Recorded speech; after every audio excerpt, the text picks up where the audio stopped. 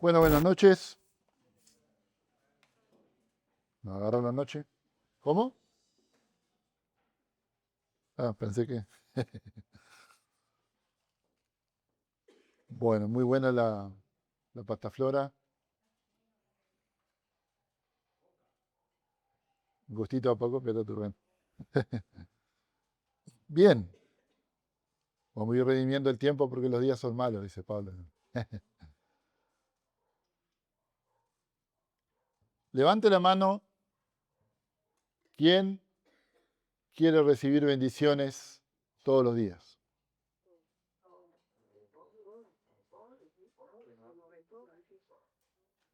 Levante la mano. ¿Quién recibe bendiciones todos los días?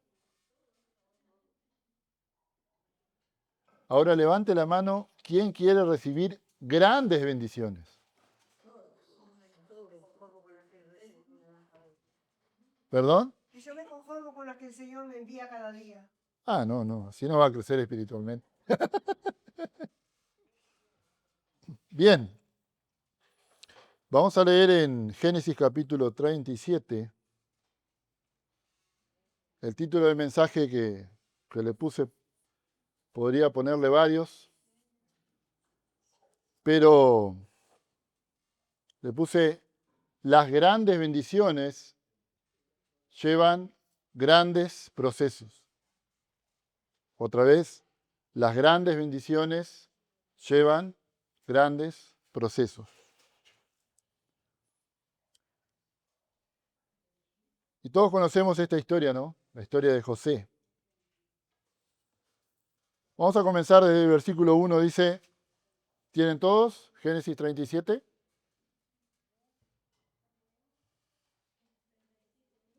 Génesis capítulo 37.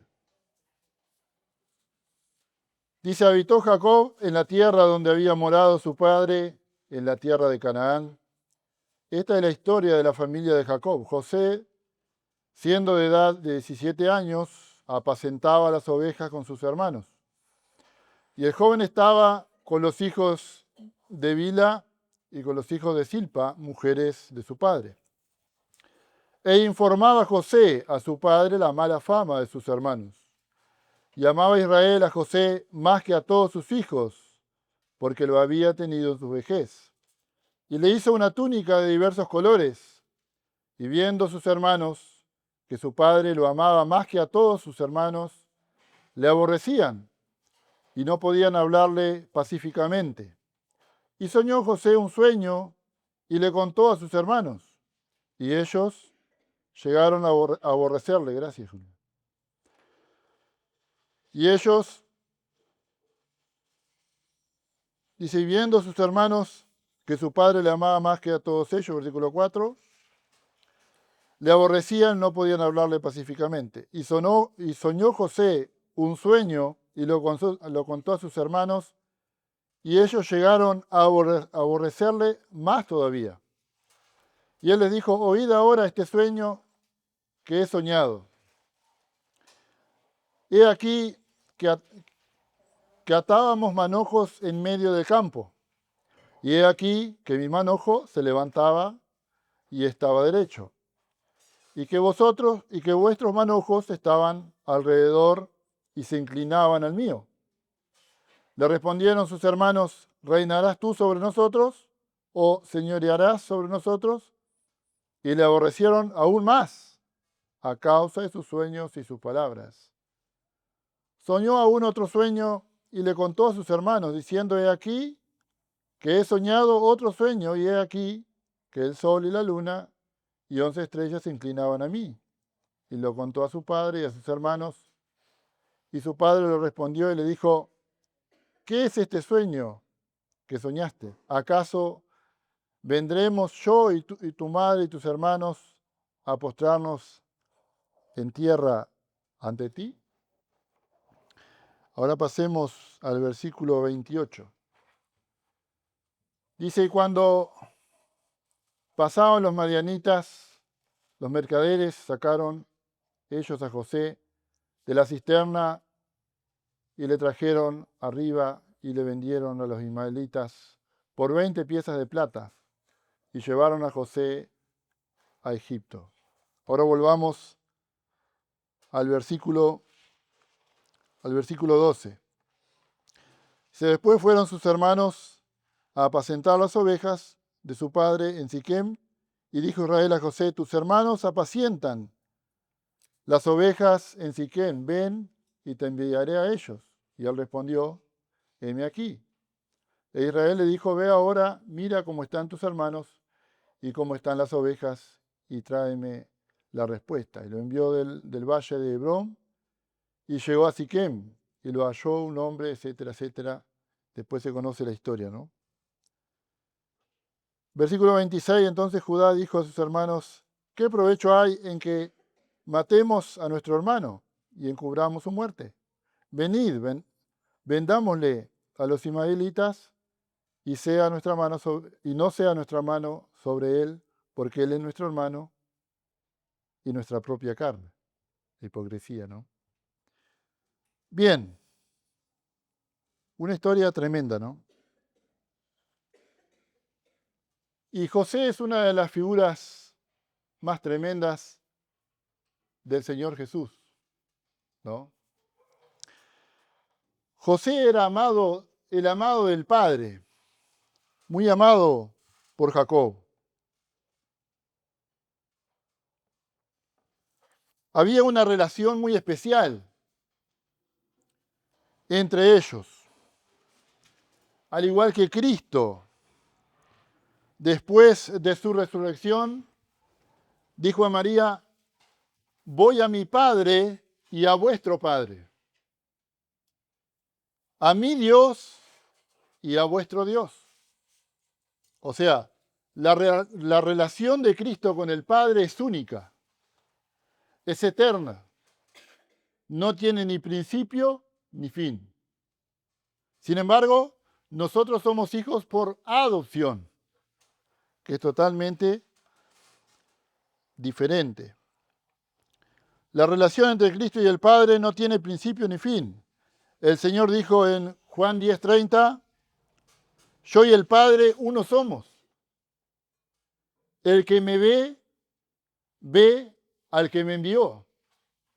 Entonces el Señor está mostrando que su esencia es coigual con el Padre. Él es único en su género, único en su clase. Él es el único unigénito de Dios. No es un hijo de Dios, aun como algunos cristianos lo llaman. Él es el unigénito. Él está por encima de todo y de todos. Y Pablo dice que le ha dado por cabeza a la iglesia. Hermanos, acá hay algo muy solemne y muy serio. Nunca rebajemos a Cristo a nuestra altura. Nunca andemos con el Señor de Cheibó. No se hace. El Señor es grande, es eterno, es soberano y merece todo nuestro respeto, adoración, cuando nos acercamos a Él. No lo tratemos como uno del barrio, por favor. Dice que a Dios nadie le vio jamás.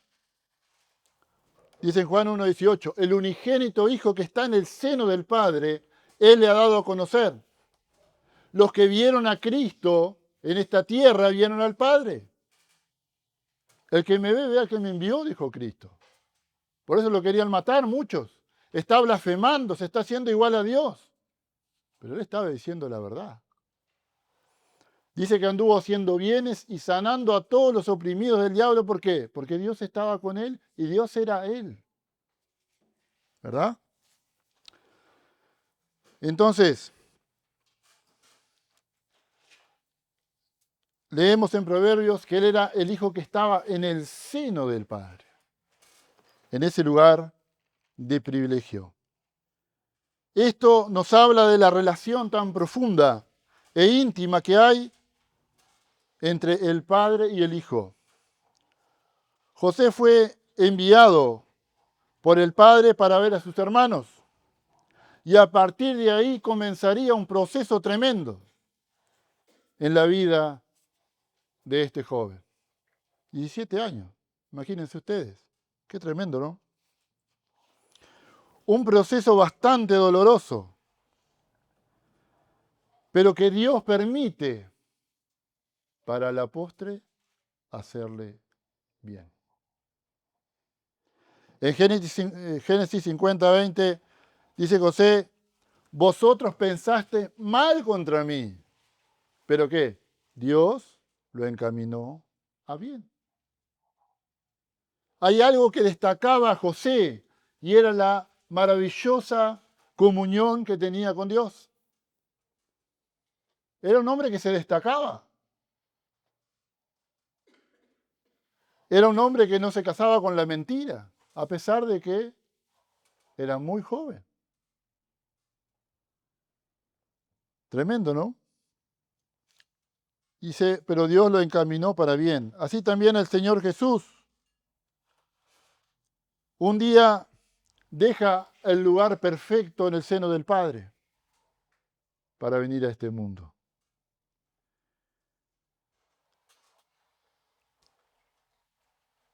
El Padre lo envía con la misión más importante de toda la historia, buscar y salvar lo que se había perdido. ¿Qué misión, no? Buscar y salvar lo que se había perdido, como dice Lucas en Lucas 19:10. Deja ese lugar donde era adorado y aclamado por los ángeles, ese trono alto y sublime, a la diestra de la majestad en las alturas, para venir a hacer la obra de la salvación.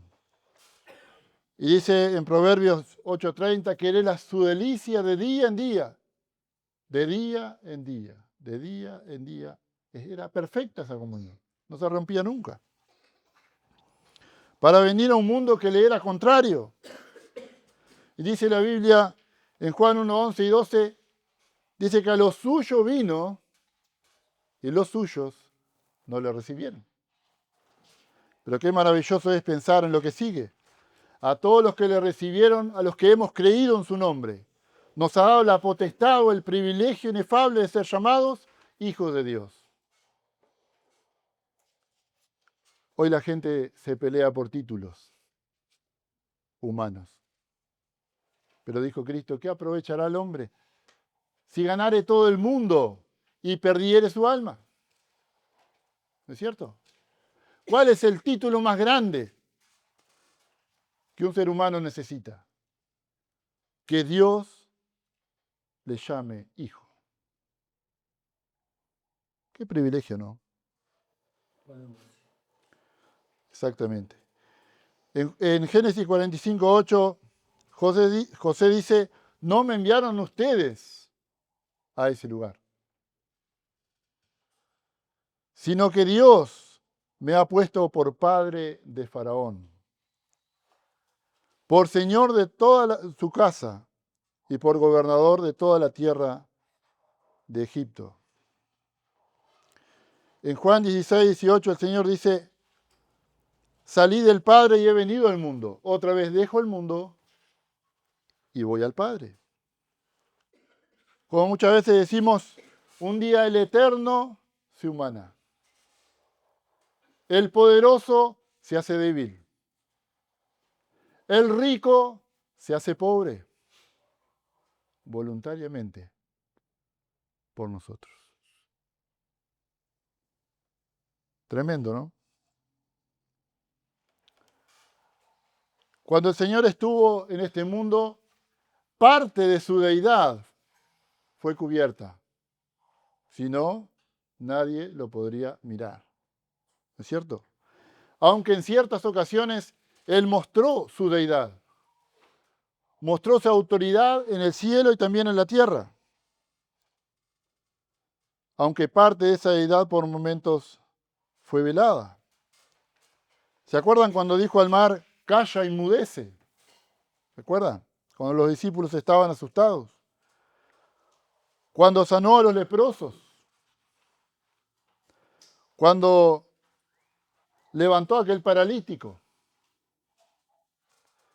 Cuando levantó a Lázaro, muerto de 4 días. Un milagro que nadie había hecho. Jamás. En el momento de la transfiguración, también mostró su gloria. También vemos en el contexto en el cual José vivía, era un contexto muy difícil.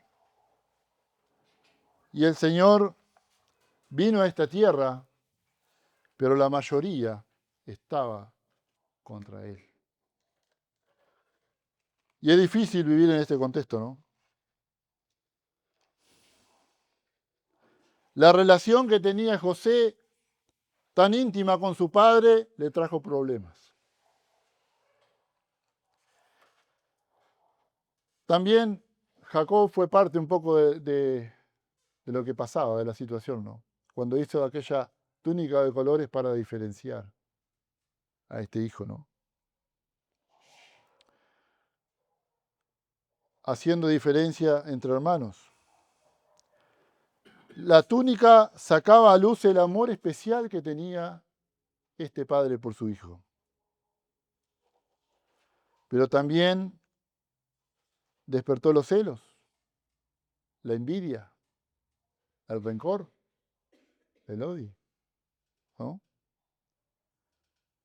El Señor, de igual manera, pasó por ese proceso donde los hermanos no creían en él, dice la Biblia, ¿no? En Juan 7:5. En Isaías 5:3 nos habla del Señor como aquel varón de dolores experimentado en quebranto.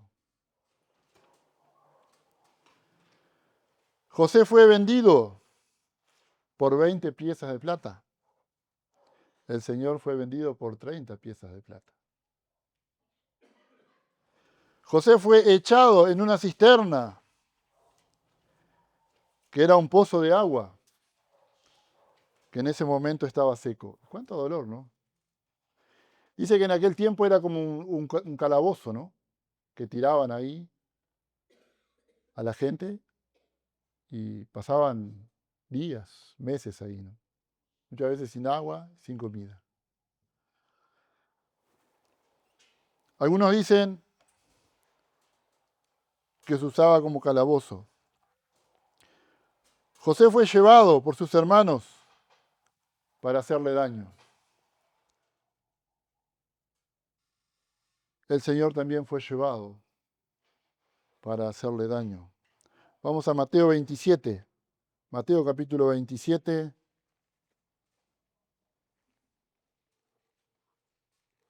Mateo capítulo 27, versículo 24.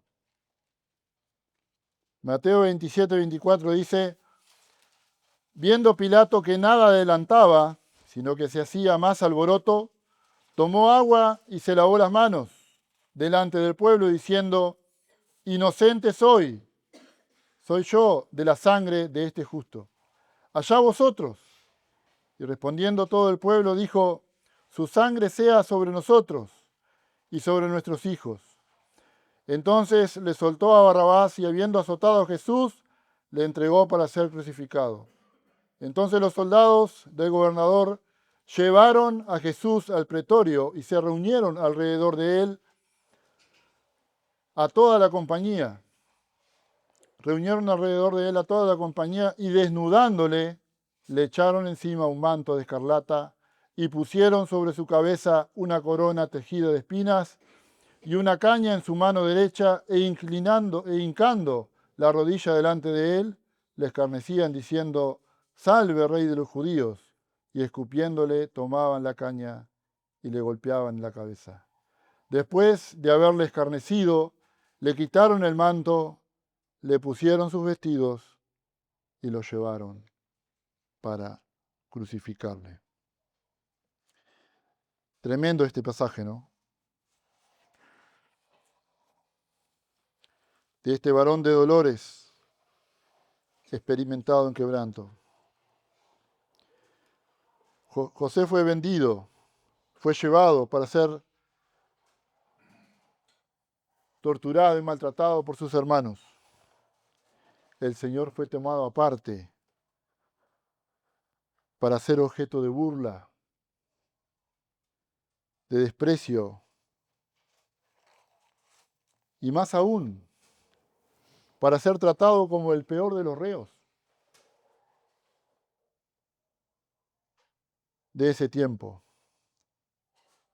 Imagínense los que son padres. ¿Cómo se sentirían ustedes al ver un hijo que está siendo maltratado, que está sufriendo un problema de salud o de trabajo, lo que sea? No es nada comparado con la forma en que el padre se sentía viendo a su hijo en ese lugar.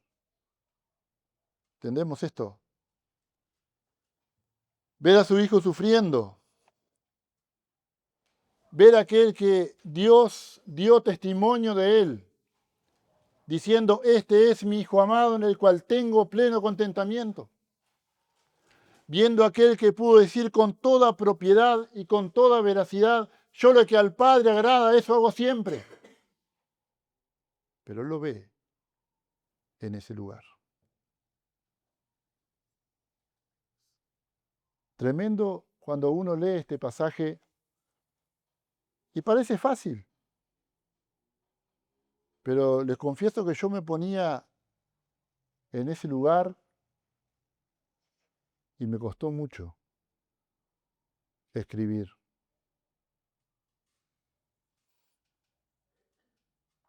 Viendo al Señor allí desnudado.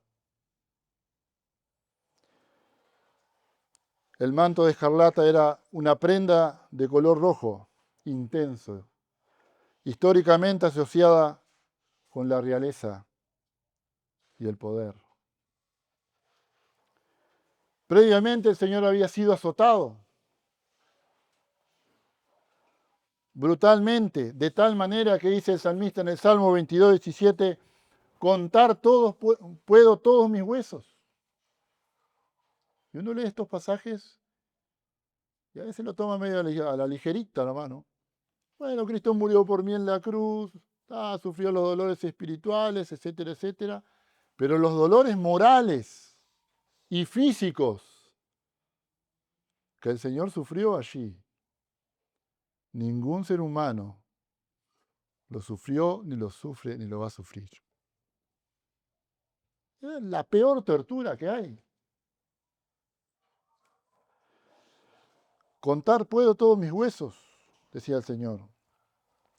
Esta es una expresión utilizada para describir una situación de extrema vulnerabilidad, donde una persona puede contar sus propios huesos. Mientras los soldados se burlaban y con una violencia inhumana, de a poco van incrementando su sufrimiento. Cuando le ponen la corona de espinas, cuando le golpean con la caña, para intensificar su dolor. Yo miro algunas películas y a veces ni siquiera las quiero mirar. He mirado algunas ahí medio. Y saben que es una tomada de pelo al Señor. No era así la corona.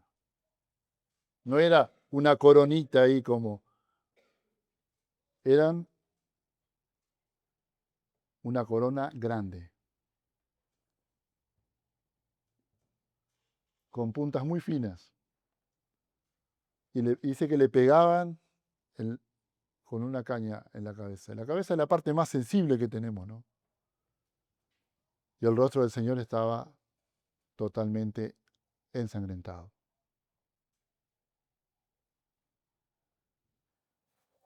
Tremenda esa escena, ¿no? Es difícil cuando uno está en un momento de enfermedad y de dolor.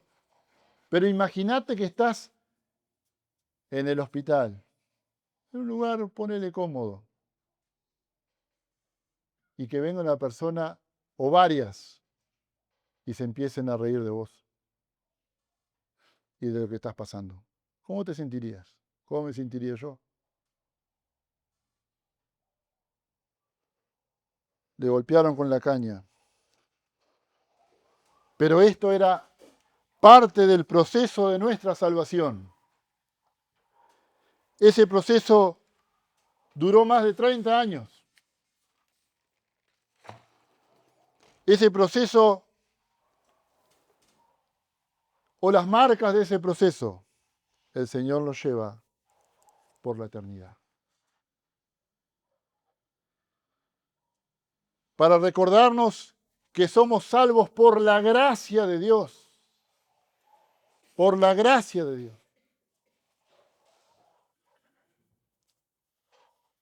Y si Dios no perdonó a su Hijo en la cruz, tampoco perdonará a aquel que rechace una gracia tan grande.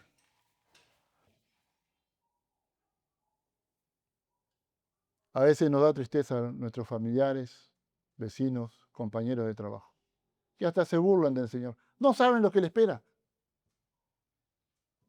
No sabe. Tenemos que llorar y clamar por ellos, porque les espera una eterna condenación para aquellos que rechazan esta salvación tan grande que pagó el Señor Jesús en la cruz. El Señor llevará las marcas de ese proceso para la salvación y nos mostrará cuando estemos allá. Estas son las marcas que yo sufrí para que vos estuvieras acá, deleitándote en mi presencia. Tremendo, ¿no? El Señor no tenía la mirada puesta en el proceso.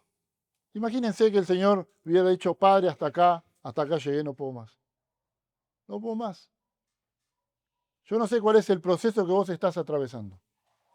Quizá una enfermedad, falta de trabajo, problema en la familia, problema con el esposo, con la esposa o lo que sea.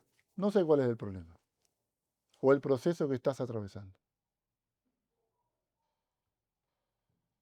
Y quizás estás mirando el proceso, pero no estás mirando a Dios.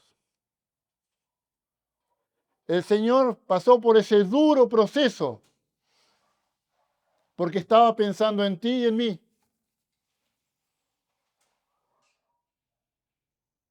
¿Te das cuenta? Estaba mirando en el fruto de la aflicción de su alma, dice el profeta Isaías. Por el gozo puesto delante de él, dice el autor de Hebreos, sufrió la cruz. El Señor no se estaba lamentando allí como nosotros. Ay, Señor, pobrecito de mí, a veces nos duele una uña, estamos que parece que nos vamos a morir. El Señor, cuando yo veo la vida de José, me da vergüenza a mí. José dice que no andaba por los rincones llorando. Él estaba con la meta en Dios, en el plan y en el propósito de Dios. No estaba con la meta, con la mirada en el proceso.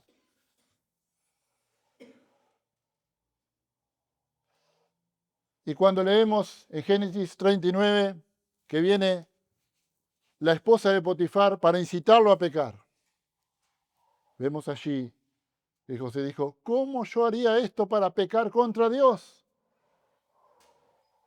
José no quería detener el proceso de Dios.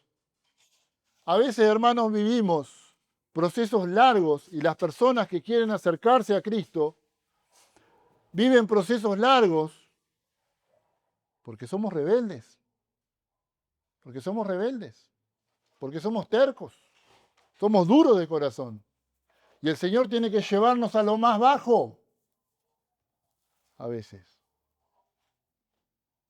Porque cuando estamos allá abajo y no podemos más, ahí miramos hacia arriba. ¿Se entiende? El Señor tenía la mirada puesta en el fruto, en el final del proceso. Hoy tenemos a nuestro hermano que va a emprender un negocio, que cambió, se está más cómodo ahora, ¿no? Entonces, va a llevar un proceso para instalarse, vender, tener más clientes, estar más cómodo, etcétera, etcétera. Y eso va a llevar a un proceso, y a veces puede ser largo o corto. Pero después viene la bendición. ¿Cuántas personas arrancaron así? Yo cuando arranqué a trabajar por mi cuenta muchas veces perdía plata. Salía empatado en los trabajos porque me faltaba experiencia. Pasé por procesos muy difíciles. Y con el tiempo uno va aprendiendo y se da cuenta que esos procesos fueron necesarios.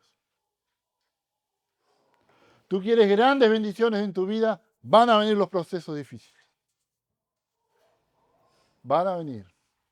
Y vas a llorar y te vas a postrar y vas a estar angustiado, pero Dios va a estar al control. ¿Se entiende? Su gozo de ver millones de redimidos para la gloria del Padre lo mantuvo firme, firme, en medio del proceso. ¿Estás pasando por momentos difíciles? Mira a Cristo, agárrate de Él y sigue adelante. Porque separados de mí, dijo Cristo, nada pueden hacer. No sé el proceso que estás atravesando, Dios lo sabe. Pero depende de ti cuando llegue el momento de la bendición. A veces dura mucho.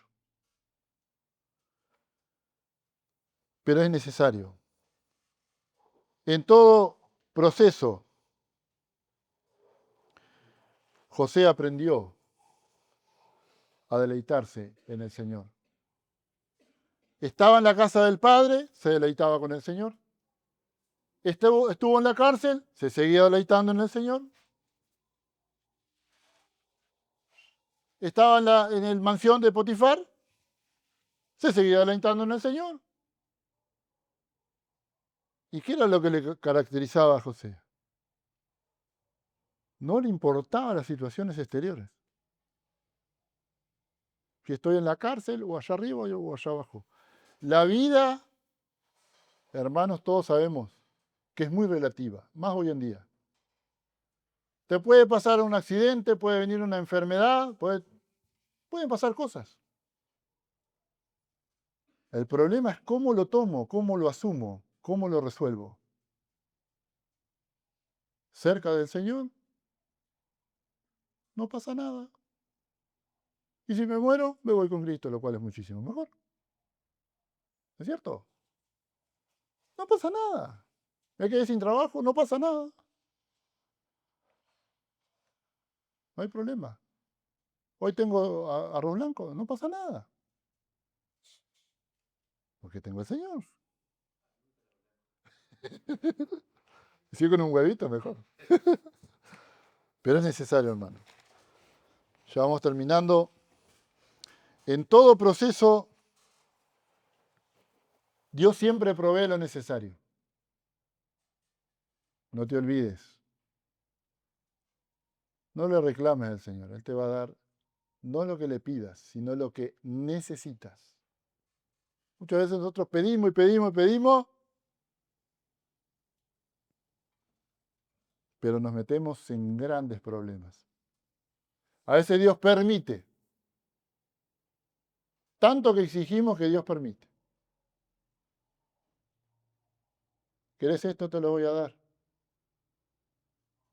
Y perdemos mucho tiempo de nuestra vida, a veces años. ¿Por qué? Porque no era la voluntad de Dios. Pero nosotros insistimos, insistimos, insistimos, insistimos. Y Dios nos da no lo que pedimos, sino lo que necesitamos. No lo que nosotros pensamos que nos va a sumar en la vida, sino lo que realmente nos va a sumar. Porque a veces nosotros pensamos en las cosas materiales, bueno, la salud, si tengo buena salud, esto y lo otro. Pero la bendición más grande es tener comunión con Él. En el desierto Dios proveyó para su pueblo, ¿sí o no? Todos los días. El maná. El maná era el alimento necesario para cada día del pueblo. El necesario, el adecuado. No era ni pesado ni liviano de más. Y Dios todos los días les proveía. En el desierto, cada día. Daniel en el foso de los leones. ¿Qué dice la palabra de Dios? Estaba llorando, estaba ahí quejándose. Estamos en este horno de fuego, es un desastre esto. No. No dice eso la Biblia. Se veía otro allí con ellos. Era el Señor. Y salió vencedor. Estaba en el horno de fuego. Imagínense esa escena. ¿Cómo estarían ustedes? ¿Cómo estaría yo? Tremendo, ¿no? En el foso de los leones. Pero él estaba confiado. Ana, ¿se acuerdan de Ana? Oró tiempo por un hijo. Si Dios me lo da, lo voy a presentar y que sea para su gloria. Los pasos que nosotros damos muchas veces son egoístas. No queremos bendición para bendecir a otros. No queremos bendición para glorificar a Dios. Queremos bendición para nosotros mismos. Y hoy en día en este mundo materialista que vivimos, es tremendo. Ana pasó un duro proceso, pero a la postre tuvo su hijo. ¿Y qué hizo Ana? Lo entregó a Dios. No importa si tenés el auto 0 kilómetros o la bicicleta. Lo importante es que lo uses para Dios. ¿Verdad? ¿Es que el Señor, acaso no ve el Señor todo eso? ¿No ve cuando Fabián trae los niños? No, ¿qué va a ver Dios si Dios está en otra? No, Dios está mirando eso. ¿Para qué usamos lo que tenemos? ¿Para qué usamos nuestra salud, nuestro trabajo, nuestro dinero? David frente al gigante Goliat salió vencedor. Había un proceso difícil ahí. Amenazas y esto y lo otro, pero salió vencedor. Hermano querido, aprende a confiar en Cristo. Aprende a confiar en el Señor. En el proceso que estás atravesando, como dice el autor de Hebreos, puesto los ojos en Jesús, el autor y consumador de la fe.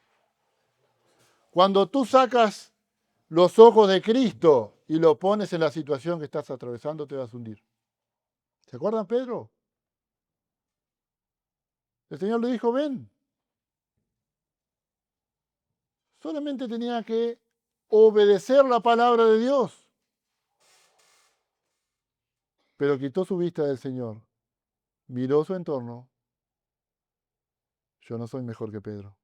Y se comenzó a hundirse. Señor, sálvame. Solamente tenía que hacer una cosa, Pedro. Y solamente una cosa el Señor nos pide en los procesos para tener grandes bendiciones, sea espirituales, materiales o lo que sea. Obediencia. Obediencia. El Señor le dijo, ven. Simplemente tenía que ir. Y hay mandamientos específicos en la palabra de Dios. El Señor nos dice, haz esto. Y no hagas esto, porque te va a ir mal. Ya está. A veces nos complicamos la vida por nuestra propia culpa. Y a veces culpamos hasta a Dios. ¿Es cierto? Pero la obediencia trae bendición. Hay procesos que Dios simplemente nos pide obediencia, nada más. Y de ahí viene la bendición. Hay gente que llora, clama por hijos, por esposas, por hermanos. Están pasando por grandes procesos. Y hay hermanos acá también, ¿verdad? Todos hemos pasado por procesos muy difíciles. No importa lo que venga. Importa cómo está mi relación con el Hijo de Dios. Y la bendición más grande que el Señor nos dio llevó un gran proceso. La obra de la cruz. Pero el Señor miraba más allá de la obra de la cruz. Miraba el fruto.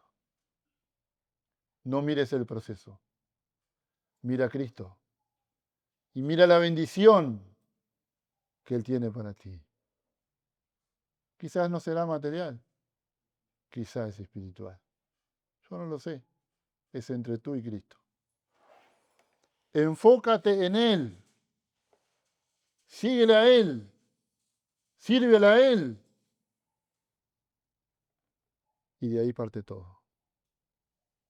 Que Dios nos bendiga.